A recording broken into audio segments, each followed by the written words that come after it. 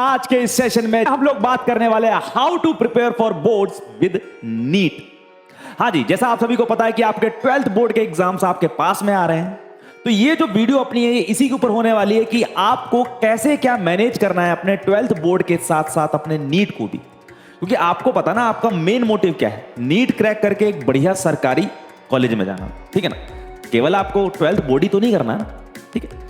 तो देखो, मुझे पता है कि आपने साल भर बहुत अच्छे से मेहनत करी है, आपने नीट की तैयारी बहुत अच्छे से करी है, लेकिन होता क्या है कि जो एंड का टाइम है, जो एंड का 1-1.5 महीना होता है, उसमें बच्चे क्या करते हैं, उसमें बच्चे पूरी तरह सिर्फ बोर्ड करते रहते हैं और बोर्ड के चक्कर में अपना नीट का स्वाहा कर लेते हैं, ठीक है ना। आपके मार्क्स भी अच्छे आ रहे होंगे, आपको सब कुछ अच्छा आ रहा था, लेकिन ये 1.5 महीने, आखिरी के 1.5 महीने बहुत क्रूशियल होते हैं आपकी नीट की प्रिपरेशन के लिए।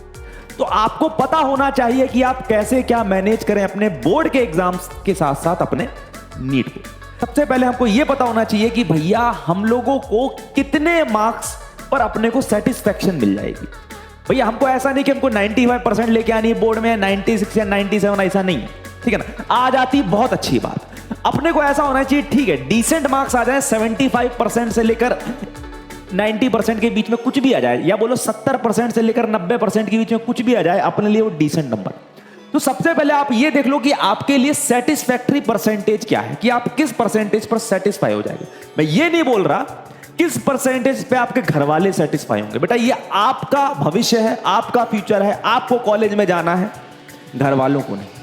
क्योंकि आप सभी को पता है जैसे कि नीट में कोई एक पर्टिकुलर परसेंटेज का क्राइटेरिया तो है नहीं, तो आप क्या करेंगे, आप एक सेटिस्फैक्टरी परसेंटेज अपने दिमाग में रख लो, कोई 75 रखता है, कोई 80% रखता है, उतना रख के चलो।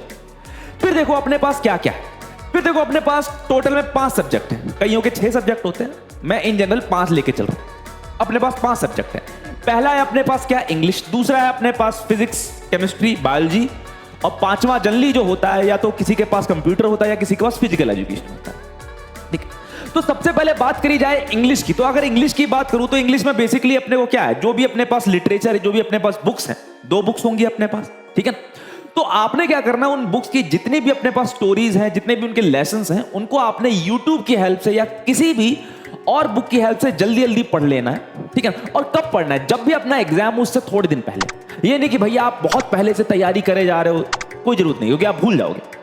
तो उससे क्या होगा, एक बार आपको स्टोरी आपके दिमाग में बैठ गई तो आप अपनी तरफ से अंग्रेजी में बना के तो पेपर में लिख दोगे।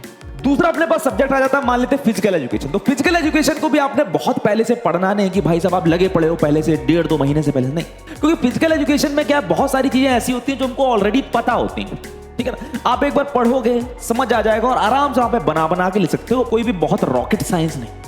अब बात करते हैं अपने पास वो 3 सब्जेक्ट जो कि अपने पास नीट में भी हैं और अपने पास 12th बोर्ड में भी है। तो वो कौन कौन से, अपने पास फिजिक्स है, केमिस्ट्री है, बायोलॉजी है। तो बेटा आपने ये 3 सब्जेक्ट के लिए कुछ अलग नहीं करना, कुछ अलग नहीं करना। जो भी आपके मास्टर ने आपको पढ़ाया है पूरे साल, 12th में, 11th में, जो भी आपके मास्टर ने पूरे साल पढ़ाया, आपने वही नोट्स रिवाइज करने, नोट्स रिवाइज कर रहे हैं जो कि आपने नीट में किए। लेकिन सर ये तो आप बोलोगे सर ये तो नीट के नोट्स हैं, नहीं बेटा, जो आपने नीट के लिए पढ़ाया आपने ज्यादा डीपली पढ़ा है, ठीक है ना। आपके पास ज्यादा कंटेंट है लिखने के लिए।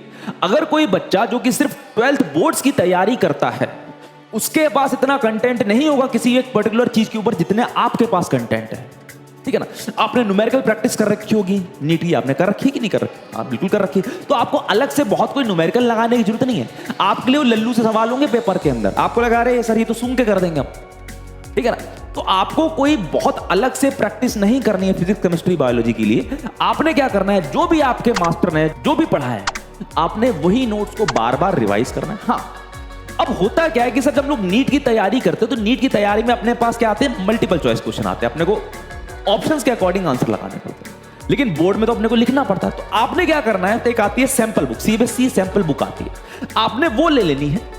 और उसमें हमारे पास प्रीवियस ईयर सीबीएसई के सैंपल पेपर्स भी हैं और क्वेश्चन पेपर्स भी हैं।